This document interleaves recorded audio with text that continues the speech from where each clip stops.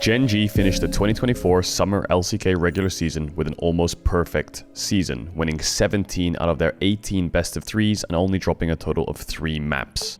Their 92% game win percentage was a new LCK record, beating their own previous record from summer 2022.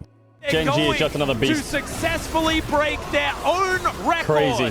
When it comes to 17 game and score 1 as well. So, the biggest question of all, what makes Gen.G so good?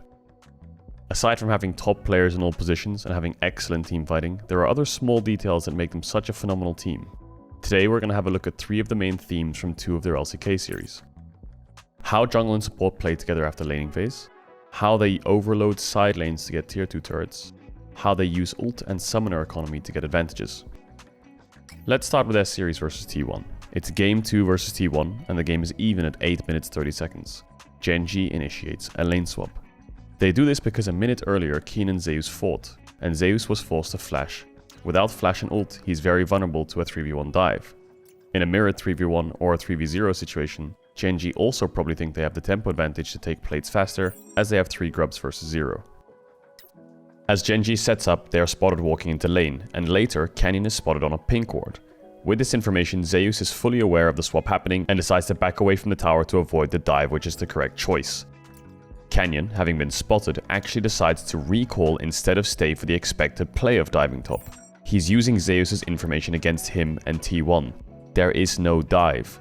He runs directly to bot lane from base and catches T1 right as they go for the 3v1 dive onto Keen, which is the correct play from T1 given the information that they have.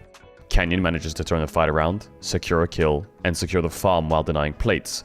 All the meanwhile, Paze is taking plates and Zeus is losing farm. What was an expected standard 3v1 swap scenario was turned into 2 winning side lanes from a gamble of information usage against T1. The next objective is Mountain Drake, and it's spawning at 15 minutes 30 seconds. Both teams want to fight for it. As Lehens walks into ward, he falls into a trap set up by owner and carrier.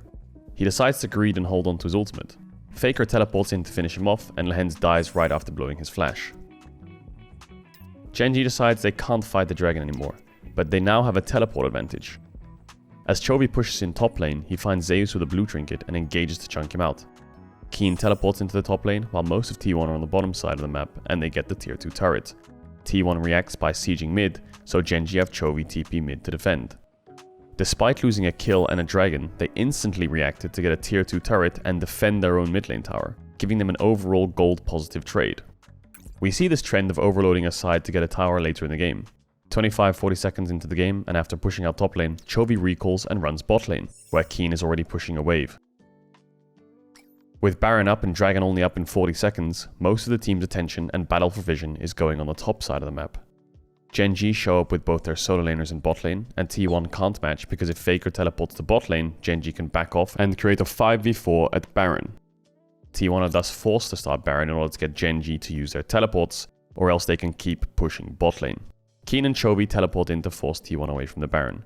T1 now has a double teleport advantage, but this doesn't really matter to Gen.G as they've gotten everything they've wanted out of bot lane with the tier 2 going down. Now they can bait T1 with the Baron and initiate a fight on their terms.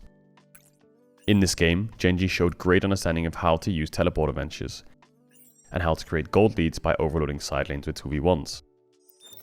Let's look at a different game, and a different opponent. In game 1 versus Hammerlife, Gen.G are a bit behind. Hammerlife got the lead through Peanut's effective early game ganks.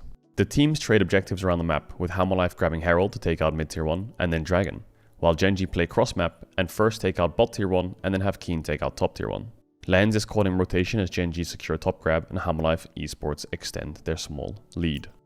Let's see how Gen.G goes from a gold deficit into pulling ahead with smart map movements. 4 of Gen.G's members walk into the top river and clear out vision. Lehens wards for Chovy, so he can safely push in top lane and get farm.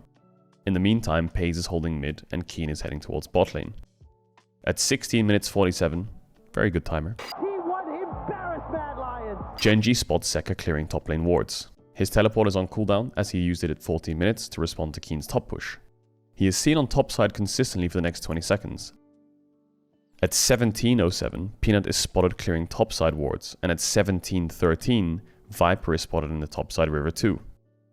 With 3 members on the top side and no teleport on Zeka, Gen.G immediately ping the bot inner turret, as they can play to siege it using their numbers advantage. Gen.G are expecting Hammerlife Esports to play for the top tier 1 given Sejuani's presence on the top side. While inner turrets can be hard to get this early into the game, they can be worth it due to the extra gold they give you. Chovy retreats to not get caught, and Keen and Canyon move towards the bot inner, while the Hens is close by but is a bit behind, as he wants to be close to Pays in case Hammerlife Esports decide to collapse on him mid.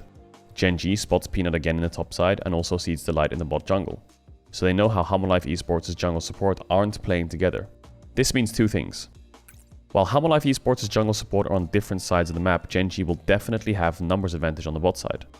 Hammerlife Esports not moving more players top means Gen.G's top tier 1 isn't under as much threat. As Keen pushes his wave into the tier 2 turret, Gen.G spots Doran on Mininar trying to clear the wave. They instantly dive him with a great engage from Lehens. Hammerlife Esports try to respond with Delight and Viper showing up, but in the end it's a 1 for nothing, and on top of it, Gen.G takes the prize inner turret. While this was happening, Peanut was pushing Chovy out of his jungle, but on his own he has no kill threat and the best he can do is steal away a red buff. While this is keeping Chovy occupied and allowing Zeka to push in top, Chovy isn't under as much threat, so he's allowed to move back to top and clear a wave. Peanut's consistent presence on the top side of the map eventually forces Chovy to retreat and allows Zeka to take a turret. The issue for Hammerlife Esports is that not only was this trade unfavorable for them, given that they gave up a kill and an inner turret for an outer turret, but Gen.G also executed the trade faster, which means they're up in tempo, allowing them to set up on the map first. Lehens once again wards to cover top lane for Chovy, and the team resumes the same lane setup they had done before.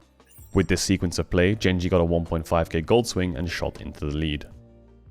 The last thing we're going to look at is team fighting over objectives and how Gen.G approaches fighting with superior resources. The next big objective is the Hextech Drake. Hammerlife Esports make the decision to move Doran top to respond to Chovy, while Zeka teleports into mid so Hammerlife Esports can move into the river with a numbers advantage. Lehens and Pays try to contest, but their bluff is called. Hammerlife Esports have 4 members close by, and Gen.G only have 3 as Keen was just spotted in the bot lane. They engage onto Lehens and take him out, but in the process they use Sejuani, Rakan and Zeriult while Gen.G uses nothing. Hammerlife Esports start the dragon. Having fewer players, Gen.G opt instead to poke the opponents from range. As the dragon gets low, Gen.G pull the trigger and contest to use their ult advantage. Keen ults and chunks out Peanut, who dashes out of the dragon pit. Canyon wins a 50-50 smite battle. Doran jumps in, ulting Keen and Canyon. From the other side of the wall, Zeka, Peanut and Viper try to focus down the stun Nessus, but watch Pays' excellent ult here. It forces Doran into the pit to move out of it, it forces Delight to move up and away from the fight, and it forces the other 3 members to retreat and stop hitting Keen. With no help from the others, Doran can't finish off Keen and he falls first. Peanut was also chunked by Pays' ult, Gen.G chased down Hammerlife Esports and killed Peanut and Delight. Despite it being a 4v5 for the entirety of the fight, Gen.G get a 3 for 0, and they achieve this because they're aware of their opponent's tools and how they aren't under much threat when Hammerlife Esports is missing Sejuani and Rakan ult for CC, and also Zeri ult for AoE damage. They played the fight slow and methodically, and they used their ultimate advantage extremely well to make up for the lack of the 5th player. From here, Gen.G takes Baron, and then uses the buff to siege 3 turrets mid and an inhibitor to get a tremendous lead. What was an even game at 17 minutes is over in less than 10. Thank you guys for watching this small breakdown on Gen.G. I hope this has helped give some insight as to why they're such a top team. They play tomorrow in the second round of the LCK playoffs against D+Kia as they continue to build their golden road.